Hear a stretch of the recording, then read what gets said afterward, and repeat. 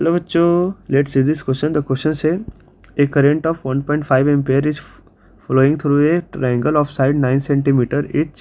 The magnetic field at the centroid of the triangle is and we assume the current is following clockwise direction, and our options are: option A 3 into 10 power minus 7 Tesla outside of the plane of triangle, B 2 into root 3 into 10 power minus 7 Tesla outside of the plane of triangle, C 2 root 3 into 10 power minus 7 Tesla inside of the plane of triangle, and D 3 into 10 power minus 5 Tesla inside the plane of triangle.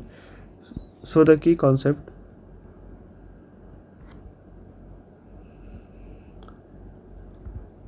used here is like magnetic field.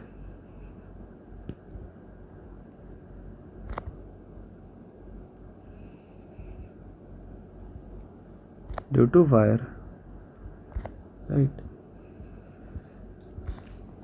सो हमें पता है कि wire अगर given हो, हमें एक wire है जिसकी लेंथ एल है एंड एक कोई पॉइंट पी हो जो कि उस वायर से डी डिस्टेंस पे रखी गई हो, एंड ये एंगल θ1 एंड एक एंगल θ2 गिवन हो. सो हमें पता है वी क्या होता है इस केस में, that is V equal to mu not I upon 4 into perpendicular distance, that is D into now this is cos θ1 plus cos θ2, right. So हमें क्वेश्चन में दे रखा है कि हमारे पास एक ट्रायंगल है, राइट, जिसकी साइड 9 सेंटीमीटर है एंड द करंट जो फ्लो कर रही है वो क्लॉकवाइज फ्लो कर रही है. सो सेंट्रॉइड पे मैग्नेटिक फील्ड की वैल्यू क्या होगी, राइट, वो हमें निकालना है. सो लेट्स सी उसे कैसे निकालते हैं. राइट, गिवन है एक ट्रायंगल है हमारे पास, this is a triangle and हम वी एज्यूम इसके वर्टेक्स का नाम देते हैं, that is ABC. Now this is a centroid. हमें यहाँ पे मैग्नेटिक फील्ड निकालना है एंड गिवन है कि 1.5 एम्पेयर की करंट क्लॉकवाइज मूव करे, like this is clockwise, and given है साइड लेंथ कितना है हमारे पास, that is 9 centimetre. So 9 into 10 power minus 2 metre. So हमें इस यहाँ पे मैग्नेटिक फील्ड निकालने के लिए क्या करना पड़ेगा, उसके लिए हम किसी भी वायर, एक wire like BC, CA and AB, किसी भी एक की वजह से magnetic field at point O निकाल देते हैं, तो बाकी जो दो बचे that is AC and AB, ये दोनों की वजह से भी सेम होगी. क्यों होगी, क्योंकि करंट दोनों की साइड पे क्या है, सेम है, and the perpendicular distance from the centroid हर एक साइड पे क्या होता है, सेम ही होता है, राइट, ये हमें पता है. सो हम इस सेंटर पे टोटल मैग्नेटिक फील्ड निकालने के लिए सिंपली 1 से निकाल देंगे और 3 से मल्टीप्लाई कर देंगे तो हमें टोटल मैग्नेटिक फील्ड निकल जाएगा, राइट. सो हम एक की वजह से निकालते हैं फिर, तो हम फिलहाल अभी magnetic field due to the BC length निकाल रहे हैं. सो B इक्वल टू, चाहे तो किसी की वजह से भी निकाल सकते हैं, राइट. सो ये जो परपेंडिकुलर डिस्टेंस है D है, जिसकी वैल्यू क्या होती है, वी नो. अगर इक्विलेटरल ट्रायंगल है तो ये D की वैल्यू क्या होती है, that is A upon 2 root 3.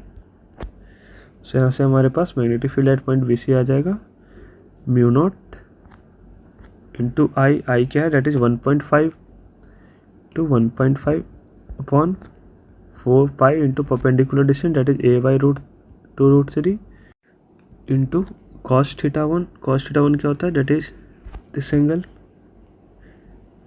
Right, this is θ1 and θ2, let's say. So यहाँ से क्या आ जाएगा, cos ऑफ, हमें पता है कि अगर एक इक्विलेटरल ट्रायंगल है तो θ1 बराबर θ2 इक्वल टू 30 डिग्री होता है. सो हम इसे लिख सकते हैं 2 इंटू cos 30, राइट.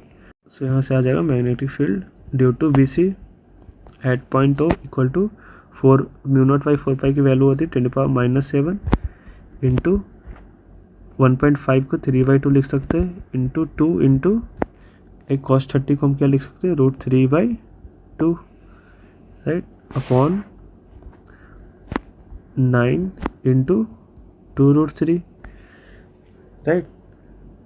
सो यहाँ से हमारे पास आ जाएगा लाइक रूट 3 हो जाएगा एंड 3 से मल्टीप्लाई करने पे डेट इज़ 9. सो ये 9 से कैंसिल आउट हो जाएगा and this is 3/2 2 and root 3/2 and ये 2 कैंसिल आउट हो जाएगा. सो हमारे पास आ जाएगा magnetic field due to the BC equal to 10 power minus 7. So the magnetic field at point O by the total triangle क्या हो जाएगा, simply 3 into 10 to power -7 and 1 एक पॉइंट और नोट करने वाली बात है कि ये 9 सेंटीमीटर में, सो इसे हम लिख सकते हैं 10⁻²। सो यहाँ क्या हो जाएगा 10⁻², राइट। सो यहाँ से B0 की वैल्यू आ जाएगी हमारा, that is 3 × 10⁵ tesla, right, sorry -5 tesla. This is the value of B0 at point O, that is centroid of the triangle. And now हम डायरेक्शन कैसे निकालते हैं, राइट हैंड थंब रूल से, right. So right hand thumb rule अगर ये clockwise आ रही है तो डायरेक्शन क्या हो जाएगा मैग्नेटिक फील्ड के, that is into the plane, right. So the हमारे पास मैग्नेटिक फील्ड फाइनली जो आया that is B0 equal to 3 × 10⁻⁻7 sorry -5 tesla. इसे हम क्रॉस से डिनोट करते हैं, right. So the final answer is that is option D, right. Hope you understood it well. All the best.